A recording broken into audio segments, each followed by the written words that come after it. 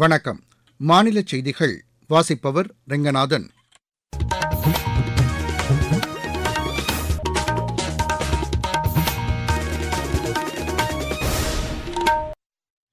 தலைப்புச் செய்திகள்.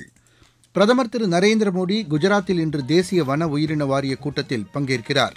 ஸ்வலாம்பினி திட்டம் பெண்களை தொழில் முனைவோராக்கி அவர்களின் முன்னேற்றத்திற்கு வழிவகுப்பதாக மத்திய இணையமைச்சர் திரு ஜெயந்த் சௌத்ரி தெரிவித்துள்ளார். தமிழகத்தில் பொதுத் தேர்வு எழுதும் மாணவர்களின் சந்தேகங்களுக்கு தீர்வு காண சிறப்பு ஏற்பாடுகள் செய்யப்பட்டுள்ளதாக மாநில அரசு தெரிவித்துள்ளது. இஸ்லாமியர்களின் புனித ரமலான் மாத பிறை தென்பட்டதை அடுத்து நாடு முழுவதும் ரமலான் நோன்பு இன்று தொடங்கியது. சாம்பியன் கோப்பை கிரிக்கெட் போட்டியின் கடைசி லீக் ஆட்டத்தில் இந்தியா இன்று நியூசிலாந்தை எதிர்கொள்கிறது. இனி விரிவான செய்திகள். பிரதமர் திரு நரேந்திர மோடி குஜராத்தில் இன்றும் நாளையும் பல்வேறு நிகழ்ச்சிகளில் கலந்து கொள்கிறார். ஜாம்நகரில் இன்று வந்தரா பிராணிகள் மறுவாழ்வு மையம் மற்றும் சசான்கிர் தேசிய பூங்காவை அவர் பார்வையிட உள்ளார். அதனைத் தொடர்ந்து தேசிய வன உயிரின வாரியத்தின் தலைவர் என்ற முறையில் அந்த வாரியத்தின் கூட்டத்திற்கும் பிரதமர் தலைமை ஏற்கிறார். 47 உறுப்பினர்களை கொண்ட இந்த வாரியத்தில் ராணுவ தளபதி மற்றும் பல்வேறு மாநிலங்களைச் சேர்ந்த தலைமை வன உயிரின காப்பாளர்கள், வனத்துறை செயலாளர்கள் மற்றும் தொண்டு நிறுவனங்களின் பிரதிநிதிகள் பங்கேற்க உள்ளனர். பின்னர் சோமநாதர் ஆலயத்தில் வழிபாடு செய்யும் பிரதமர் அந்த ஆலய அறக்கட்டளையின் நிர்வாக கூட்டத்திற்கும் தலைமை ஏற்க உள்ளார்.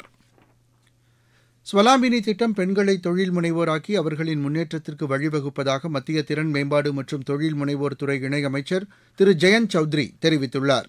உத்தரப்பிரதேச மாநிலம் மீரட்டில் உள்ள சௌத்ரி சரண்சிங் பல்கலைக்கழகத்தில் நேற்று இத்திட்டத்தை தொடங்கி வைத்து பேசிய அவர், இத்திட்டம் உயர்கல்வி நிறுவனங்களில் பயிலும் மாணவிகள் தொழில் முனைவோராக மாறுவதற்கு வழிகாட்டுவதாக இருக்கும் என்றார்.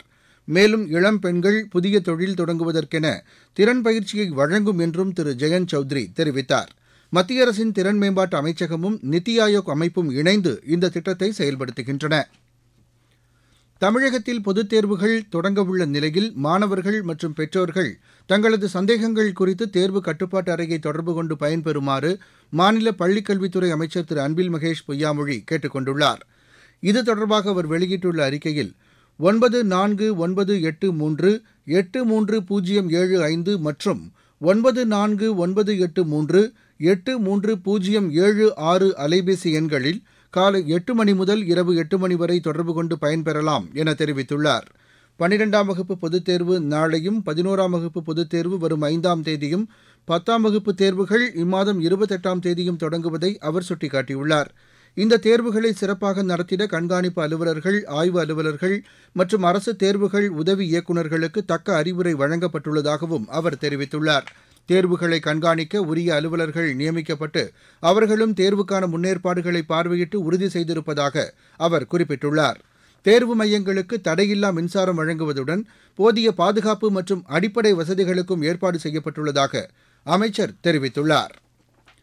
தமிழ் மொழி வளர்ச்சி மற்றும் தமிழறிஞர்களின் நலனுக்காக மாநில அரசு பல்வேறு திட்டங்களை செயல்படுத்தி வருவதாக தமிழ் வளர்ச்சித்துறை அமைச்சர் திரு சாமிநாதன் தெரிவித்துள்ளார். சென்னையில் நேற்று நடைபெற்ற நிகழ்ச்சியில் தமிழ் செம்மல் விருதுகளை வழங்கி பேசிய அவர், தமிழ் மொழி வளர்ச்சிக்காக பாடுபடும் அறிஞர்களுக்கு தஞ்சை தமிழ் பல்கலைக்கழகம், உலக தமிழ் ஆராய்ச்சி நிறுவனம் மற்றும் தமிழ் வளர்ச்சித்துறை மூலம் பல்வேறு விருதுகள் வழங்கப்பட்டு வருவதாக கூறினார். தமிழ் தாத்தா உவே சாமிநாத ஐயர் பிறந்த நாள் தமிழ் இலக்கிய மறுமலர்ச்சி நாளாக கொண்டாடப்படுவதையும் அவர் சுட்டிக்காட்டினார். உலக தாய்மொழி தினம் அண்மையில் கொண்டாடப்பட்டதாகவும் திரு சாமிநாதன் தெரிவித்தார். நீங்கள் கேட்டுக்கொண்டிருப்பது மாநில செய்தி அறிக்கை. மக்களின் மனதை வென்ற மத்திய அரசின் பட்ஜெட். தனிநபர் வருமான வரி விலக்கிற்கான உச்சவரம்பு 12 லட்சம் ரூபாயாக உயர்வு. தமிழகத்தின் ரயில்வே திட்டங்களுக்காக 6626 கோடி ரூபாய் நிதி ஒதுக்கீடு. நாடு முழுவதும் உள்ள அரசு பள்ளிகளில் 50,000 அடல் ஆய்வகங்கள்.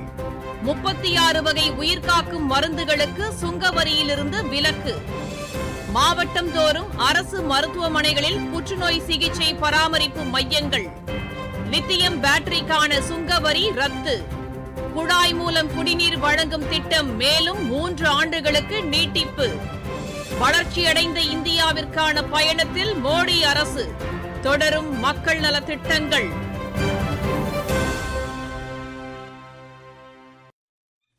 விவசாயிகளின் மேம்பாட்டிற்காக மத்திய அரசு பல்வேறு திட்டங்களை செயல்படுத்தி வருகிறது. மத்திய பட்ஜெட்டிலும் பல்வேறு புதிய திட்டங்கள் அறிவிக்கப்பட்டுள்ளன. இந்த திட்டங்களின் செயலாக்கம் குறித்து பிரதமர் திரு நரேந்திர மோடி நேற்று இணையவழி கருத்தரங்கில் உரையாற்றினார்.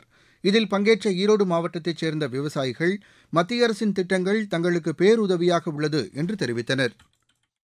என் பெயர் பொங்கியண்ணன். காளிங்கராயம்பாளையம் கூட்டுறவு வங்கியிலே நான் கடன் வாங்கி வந்துள்ளேன். 1,60,000 வரைக்கும் எந்த ஜாமீனும் இல்லாமல் கடன் கொடுத்தார்கள். இப்பொழுது 2 லட்ச ரூபா வரைக்கும் உயர்த்தி கொடுத்திருக்கார்கள். இதனால் விவசாயிகளுக்கு பெரிய ஒரு வரப்பிரசாதமாக அமைந்துள்ளது. ஈரோடு மாவட்டம் பெருந்துறை வட்டம் பாண்டியம்பாளையம் கிராமம் விவசாயி. இந்தியன் ஓவர்சீஸ் வங்கி கவுந்தப்பாடி கிளை. அதில் நான் பயிர்க்கடன் பெற்றிருக்கிறேன். தற்சமயம் 2 லட்சம் ரூபா வரைக்கும் எந்த விதமான கொலெக்டரல் செக்யூரிட்டியும் இல்லாமல் பேங்க் வழங்கிட்டு இருக்கு. வருங்காலத்தில் இதையே 5 லட்சமாக உயர்த்தி அரசு அறிவிச்சிருக்குது. இது என்னுடைய விவசாய கடனுக்கு குறைந்த வட்டியில் கிடைக்கிறதுனால விவசாய வேலைகளுக்கு ரொம்ப பயனுள்ளதாகவும் லாபகரமாக விவசாயத்தை செய்ய முடியுங்கிற நம்பிக்கை ஏற்படுத்துது. பயணிகளின் வசதிக்காக சென்னை சென்ட்ரலில் இருந்து ஆவடி மற்றும் கும்மிடிப்பூண்டிக்கு நாளை முதல் கூடுதலாக 4 மின்சார ரயில் சேவை அறிமுகப்படுத்த இருப்பதாக தெற்கு ரயில்வே அறிவித்துள்ளது.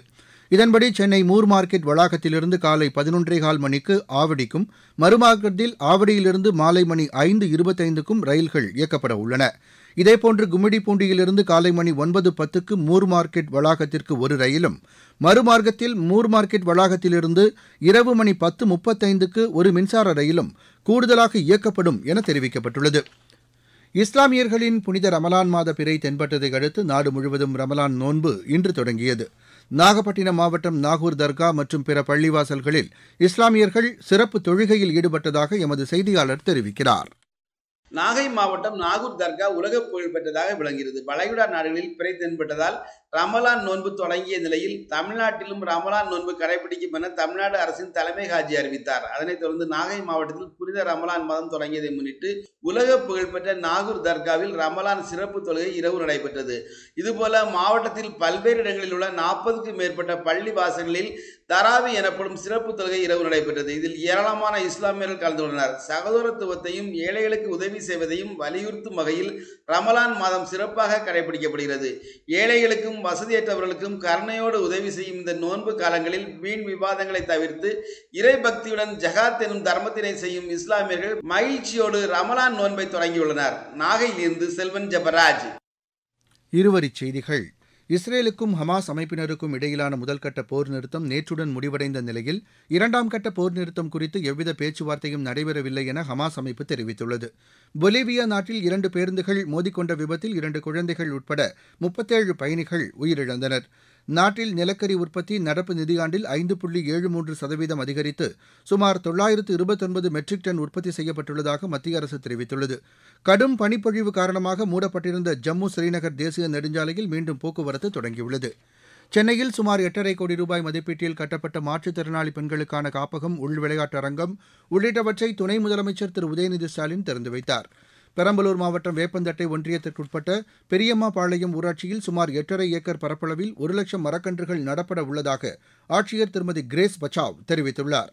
தருமபுரி நகராட்சிக்குட்பட்ட சனத்குமார் நதியில் மேற்கொள்ளப்பட்டு வரும் தூர்வாரும் பணிகளை ஆட்சியர் திரு சதீஷ் ஆய்வு செய்தார். தூத்துக்குடி மாவட்டம் எட்டயபுரம் ஆட்டுச்சந்தையில் கள்ளநோட்டுகளை புழக்கத்தில் விட்ட 6 பேர் கைது செய்யப்பட்டனர். நாட்டு நல பணித்திட்டத்தின் சார்பில் மாநில அளவிலான சாகச முகாம் சேலம் மாவட்டம் ஏற்காட்டில் நேற்று தொடங்கியது. நாகை மாவட்டம் வேதாரண்யம் அருள்மிகு வேதாரண்யேஸ்வரர் கோவில் மாசிமக திருவிழாவின் ஒரு பகுதியாக தேவார பாடல்கள் பாடி கோவில் கதவு திறக்கும் ஐதீக நிகழ்ச்சி வெகு விமரிசையாக நடைபெற்றது. விளையாட்டுச் செய்திகள். சாம்பியன் கோப்பை கிரிக்கெட் போட்டியின் கடைசி லீக் ஆட்டத்தில் இந்தியா இன்று நியூசிலாந்தை எதிர்கொள்கிறது. இப்போட்டி துபாயில் பிற்பகல் மணி 2:30க்கு தொடங்குகிறது. இரு அணிகளும் ஏற்கனவே அரையிறுதிக்கு தகுதி பெற்றுள்ள நிலையில் இன்றைய போட்டியின் முடிவு ஏ பிரிவில் எந்த அணி முதலிடம் பெறுகிறது என்பதை தீர்மானிப்பதாக அமையும். இன்றைய போட்டி இந்திய வீரர் விராட் கோலி பங்கேற்கும் 300வது ஒருநாள் கிரிக்கெட் போட்டியாகும். ஐஎஸ்எல் கால்பந்து போட்டியில் நேற்று நடைபெற்ற ஆட்டங்களில் மும்பை மோகன் பகான் அணிகளுக்கு இடையேயான ஆட்டம் டிராவில் முடிவடைந்தது. கேரளா ஜம்ஷெட்பூர் இடையே நடைபெற்ற மற்றொரு ஆட்டமும் டிராவில் முடிவடைந்தது.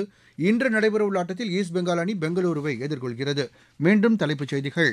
பிரதமர் திரு நரேந்திர மோடி குஜராத்தில் இன்று தேசிய வன உயிரின வாரிய கூட்டத்தில் பங்கேற்கிறார். ஸ்வலாம்பினி திட்டம் பெண்களை தொழில் முனைவோராக்கி அவர்களின் முன்னேற்றத்திற்கு வழிவகுப்பதாக மத்திய இணையமைச்சர் திரு ஜெயந்த் சௌத்ரி தெரிவித்துள்ளார். தமிழகத்தில் பொதுத் தேர்வு எழுதும் மாணவர்களின் சந்தேகங்களுக்கு தீர்வு காண சிறப்பு ஏற்பாடுகள் செய்யப்பட்டுள்ளதாக மாநில அரசு தெரிவித்துள்ளது. இஸ்லாமியர்களின் புனித ரமலான் மாத பிறை தென்பட்டதை அடுத்து நாடு முழுவதும் ரமலான் நோன்பு இன்று தொடங்கியது. சாம்பியன் கோப்பை கிரிக்கெட் போட்டியின் கடைசி லீக் ஆட்டத்தில் இந்தியா இன்று நியூசிலாந்தை எதிர்கொள்கிறது. இத்துடன் இந்த செய்தி அறிக்கை நிறைவடைந்தது.